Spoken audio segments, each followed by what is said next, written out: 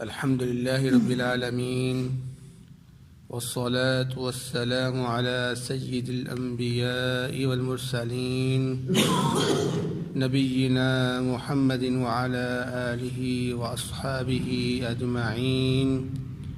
أما بعد، أعوذ بالله السميع العليم من الشيطان الرجيم. بسم الله الرحمن الرحيم. وقال موسى ربنا، اور موسیٰ علیہ السلام نے کہا اے ہمارے رب، انک آتیت فرعون وملأہ زینہ، بے شک تو نے فرعون اور اس کے سرداروں کو زینت عطا کی، واموالا فی الحیاۃ الدنیا، اور مال عطا کیا دنیا کی زندگی میں. ربنا لیضلوا عن سبیلک، اے ہمارے رب تاکہ وہ گمراہ کرے تیرے راستوں سے. ربنا طمس علی اموالہم، اے ہمارے رب تو اس کے مال کو مٹا دے. واشدد علی قلوبہم، اور ان کے دلوں کو سخت کر دے. فلا یؤمنوا حتی یروا العذاب العلیم، پس نہ وہ ایمان لے کر آئیں یہاں تک کہ وہ دردناک عذاب کو دیکھ لیں.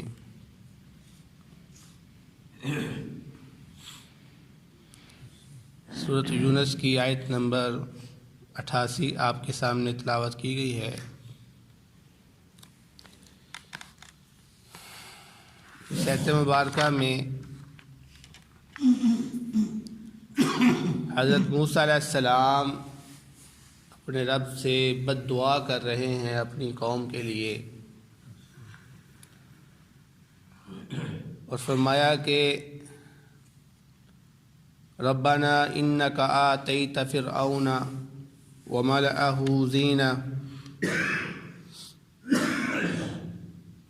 کہ جب موسیٰ علیہ السلام نے اپنی قوم کو دیکھا کہ میں نے ان کے لیے ہر طرح کے معجزات میں نے پیش کر دیے ہیں، اور میں نے ہر طرح سے کوشش کر لی ہی ہے ان کو منانے کی، سمجھانے کی، لیکن اس کے باوجود بھی یہ لوگ مجھ پر ایمان نہیں لے کر آئے، تو بالآخر انہوں نے اپنی قوم کے لیے مایوس ہو کر بد دعا کر دی، اور فرمایا اے ہمارے رب تو نے فرعون اور اس کے سرداروں کو دنیا کی زینت عطا کی ہے اور دنیا کا مال عطا کیا ہے. اس مال کی وجہ سے آج یہ لوگ فتنے میں ہیں. اے ہمارے رب کیا تو نے ان کو اس لیے مال عطا کیا ہے تاکہ یہ تیرے بندوں کو گمراہ کرے. ربنا لیضلوا عن سبیلک، یعنی یہ مال حاصل کر کے، یہ دنیا کی زینت حاصل کر کے تکبر میں آگے ہیں، اور اب تیرے بندوں کو یہ گمراہ کر رہے ہیں، خود بھی گمراہ ہوئے ہیں اور شیطان کی طرح دوسروں کو بھی گمراہ کر رہے ہیں. یہ جس طرح شیطان دوسروں کو گمراہ کرتا ہے، اسی طرح یہ فرعون اور فرعون کے جو سردار ہیں یہ بھی دوسروں کو گمراہ کرتے ہیں. فرمایا ربنا اطمس علی اموالہم، اے رب ان کے مالوں کو مٹا دے، ختم کر دے، ان سے ان کا مال چھین لے. واشدد علی قلوبہم، اور ان کے دلوں کو سخت کر دے، کیونکہ یہ اب تیری نافرمانی پہ نافرمانی کرتے ہیں. تو جب کثرت نافرمانی ہو تو پھر انسان کا دل سخت ہو جاتا ہے، اللہ رب العزت اس کے دلوں کو سخت کر دیتا ہے. تو فرمایا اے اللہ یہ لوگ تیری نافرمانی کر رہے ہیں، تو ان کے دلوں کو سخت کر دے. اب فلا یؤمنوا حتی یروا العذاب العلیم، پس یہ پھر ایمان نہ لے کر آئیں یہاں تک کہ یہ دردناک عذاب کو دیکھ لیں. ظاہر بات ہے جب انسان کا دل سخت ہو جائے گا تو وہ کیسے ایمان لے کر آئے گا. یہ آپ سن چکے ہیں کہ جب انسان کا دل سخت ہو جاتا ہے تو پھر کسی کی بھی وصیت، نصیحت، کوئی بھی قرآن پاک کی آیت کا اثر اس کے اوپر نہیں ہوتا، کوئی واعظ و نصیحت اس کے اوپر اثر نہیں کرتی، یہاں تک کہ اس کو موت آ جاتی ہے. تو یہاں پر بھی اللہ رب العزت سے یہی موسیٰ علیہ السلام بد دعا کر رہے ہیں کہ ان کو ان کے دلوں کو سخت کر دیا جائے تاکہ یہ موت تک ایمان نہ لے کر آ سکے اور روز قیامت ان کو دردناک عذاب سے نوازا جائے۔ اب یہاں پر بات سمجھنے کی یہ ہے کہ موسیٰ علیہ السلام اولو العزم انبیاء میں سے ہیں، اتنے عظیم رسول ہیں، لیکن اس کے باوجود انہوں نے اپنی قوم کے لیے کس طرح سے بد دعا کر دی، جبکہ نبی اپنی قوم کے لیے بد دعا نہیں کرتا ہے۔ تو اصل میں بات یہ ہے کہ موسیٰ علیہ السلام نے یہ جو بد دعا کی، یہ اس وقت بد دعا کی جب ان کو اللہ رب العزت کی طرف سے کوئی اشارہ ملا، جیسا کہ حضرت نوح علیہ السلام نے بھی اپنی قوم کے لیے بد دعا کی تھی، اور ان کو بھی اللہ رب العزت کی طرف سے کوئی نہ کوئی اشارہ مل گیا تھا۔ وہ اشارہ کیا تھا کہ اللہ رب العزت نے فرمایا تھا، اے نوح علیہ السلام، تیری قوم میں سے اب کوئی بھی ایمان لے کر نہیں آنے والا، جتنے لوگوں نے ایمان قبول کر لیا ہے، اب اس کے بعد کوئی ایمان لے کے آنے والا نہیں ہے۔ تو پھر نوح علیہ السلام نے کہا تھا، اے اللہ، کہ اگر اس کے بعد کوئی ایمان لے کے آنے والا نہیں ہے تو پھر اس دنیا کے اندر تو ایک کافر بھی نہ چھوڑ، سب کو تباہ کر دے۔ تو اللہ رب العزت نے پھر ان کے اوپر عذاب نازل کر کے سب کو تباہ کیا تھا۔ اسی طرح موسیٰ علیہ السلام سے بھی فرعون اور اس کے سرداروں نے کہا تھا کہ اے موسیٰ، تو جتنے مرضی معجزات لے آ، جتنی مرضی نشانیاں ہمارے سامنے پیش کر دے، ہم تم پر ایمان لے کے آنے والے نہیں ہیں۔ تو موسیٰ علیہ السلام جب ایسی باتیں انہوں نے سنی تو اپنی قوم سے مایوس ہو گئے، تو انہوں نے بھی اپنے رب سے ان کے لیے بد دعا کر دی کہ اے رب، تو ان سے ان کا مال اور دنیا کی زینت چھین لے اور ان کو دردناک عذاب نواز۔ آگے اللہ رب العزت نے فرمایا، قال قد اجیبت دعوتکما، تحقیق میں نے تم دونوں کی دعاؤں کو قبول کر لیا ہے۔ اب پچھلی آیت میں تو صرف ویسے موسیٰ علیہ السلام کا ذکر ہوا تھا، ہارون علیہ السلام کا ذکر نہیں ہوا، لیکن اللہ رب العزت نے دعا کو قبول کرتے ہوئے ان دونوں کی طرف اشارہ کیا ہے کہ ان دونوں کی دعاؤں کو قبول کر لیا ہے۔ معلوم ایسے ہوتا ہے کہ موسیٰ علیہ السلام کے ساتھ ہارون علیہ السلام نے بھی دعا کی تھی۔ بعض مفسرین نے کہا ہے کہ نہیں، دعا تو موسیٰ علیہ السلام نے کی تھی، لیکن ہارون علیہ السلام ساتھ آمین کہتے گئے تھے، تو مراد یہ ہوا کہ دونوں نے ہی دعا کی تھی۔ موسیٰ علیہ السلام نے دعا مانگی اور ہارون علیہ السلام نے آمین کہا تھا، اس لیے دعا دونوں کی طرف سے شمار ہوتی ہے۔ بہرحال اللہ رب العزت نے فرمایا کہ ان دونوں کی دعاؤں کو اللہ رب العزت نے قبول فرمایا، اور آگے فرمایا فاستقیما، تم دونوں نے دعا تو مانگ لی ہے اور میں نے قبول بھی کر لیا، لیکن اب تم لوگوں کے اوپر لازم ہے کہ تم استقامت اختیار کرو، ثابت قدم رہنا اس پر۔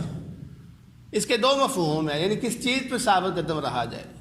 ایک مفہوم تو اس کا یہ ہے کہ یہ جو تم لوگوں نے بد دعا کی ہے اپنی قوم کے لیے، اس بد دعا پہ قائم رہنا، یعنی میں نے اس کو قائم تو قبول تو کر لیا ہے، لیکن میں اپنی حکمت کے مطابق ان کو لاگو کروں گا، یعنی جو تم نے بد دعا مانگی ہے اس کا عذاب میں اپنی حکمت کے مطابق لے کر آؤں گا۔ اس میں دیر بھی ہو سکتی ہے، اس لیے کہیں ایسا نہ ہو کہ دیر ہونے کی وجہ سے تم لوگ اپنی بد دعا سے بدل جاؤ اور تمہارے دل میں نرمی آ جائے، تم ان کے لیے دعا کرنا شروع ہو جاؤ۔ ایسا نہیں ہونا چاہیے۔ اگر تم لوگوں نے بد دعا کی ہے تو پھر بد دعا پہ ہی قائم رہنا۔ اور بعض مفسرین نے لکھا ہے کہ یہ دعا 40 سال تک جو ہے نا وہ متاخر ہوئی تھی، یعنی اس پر عمل جو ہے نا وہ 40 سال بعد ہوا تھا۔ موسیٰ علیہ السلام نے جب بد دعا کی اپنی قوم کے لیے تو اللہ رب العزت نے اس پر عمل 40 سال بعد جا کے کیا تھا۔ تو دیکھو آپ، معلوم یہ ہوتا ہے کہ دعا کا جلدی قبول ہونا لازمی نہیں ہے۔ انبیاء کی دعاؤں کو بھی بسا اوقات اللہ تعالیٰ فوراً قبول نہیں کرتے۔ اور یہ پھر بد دعا تھی، بد دعا کا تو اللہ رب العزت ویسے ہی متاخر کر دیتے ہیں، دعا کو اللہ رب العزت ویسے ہی متاخر کر دیتے ہیں، لیٹ کر دیتے ہیں، تاکہ بندہ سوچ لے اچھی طرح۔ تو اللہ رب العزت نے فرمایا کہ تم اس پر ثابت قدم رہنا، یہ نہ ہو تمہاری بد دعا بعد میں دعا میں بدل جائے۔ دوسرا معنی یہ ہے کہ میں نے تمہاری بد دعا کو قبول تو کر لیا ہے، لیکن تم نے اپنا مشن نہیں چھوڑنا، تم ان کو دعوت دیتے رہنا، اپنے دین کا کام کرتے رہنا، ان کو سمجھاتے رہنا، تم پیچھے نہ ہٹنا۔ کیونکہ تمہارا کام جو ہے وہ ان کو دعوت دینا ہے، اور تم اپنا دعوتی کام کرتے رہنا، تم پیچھے مت ہٹنا۔ فاستقیما، تم دونوں ثابت قدم رہنا۔ ولا تتبعان سبیل الذین لا یعلمون، اور تم ان لوگوں کے راستوں کی پیروی نہ کرنا جو نہیں جانتے۔ مطلب یہ ہے کہ جو تیری عزت نہیں کرتے، تیرا احترام نہیں کرتے، یا پھر وہ لوگ کہ جو دعا کے اندر جلدی کرتے ہیں، دعا کر لیتے ہیں، بعد میں کہتے ہیں کہ ہماری دعا قبول نہیں ہوتی، میں نے اتنی بار اللہ رب العزت سے دعا کی، اتنی دیر ہوگی ابھی تک دعا قبول نہیں ہوئی۔ جیسا کہ نبی کریم صلی اللہ علیہ وسلم کا فرمان ہے، انسان کی دعا قبول ہوتی ہے جب تک وہ جلدی نہیں کرتا۔ تو فرمایا جلدی کیا مطلب، کس چیز کی جلدی کرتا ہے؟ تو اللہ کے نبی صلی اللہ علیہ وسلم نے فرمایا کہ جب وہ دعا کرتا ہے تو پھر وہ کہتا ہے کہ یار میری دعا ابھی تک قبول ہی نہیں ہوئی، اتنے دنوں سے میں دعا کر رہا ہوں، میری دعا ہی قبول نہیں ہو رہی۔ تو اس طرح کے جب الفاظ استعمال کر دیتا ہے تو پھر اللہ رب العزت اس کی دعا کو قبول نہیں کرتا ہے۔ تو اس لیے جب تم دعا مانگو تو دعا میں جلدی نہ کرنا کہ میری دعا کیوں نہیں قبول ہو رہی، اللہ تعالیٰ میری دعا قبول کرتا ہی نہیں ہے، یعنی اللہ رب العزت پہ شکوے کرنا انسان شروع ہو جاتا ہے۔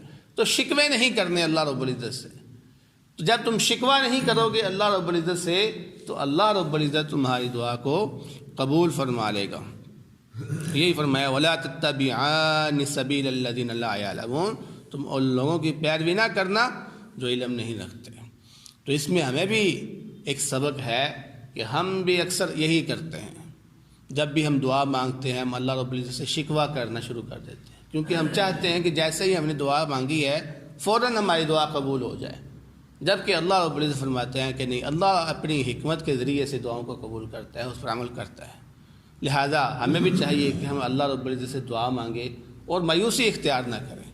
دعا ہے اللہ رب العزت سے جو سنا ہے اس پر عمل کرنے کی توفیق عطا فرمائے۔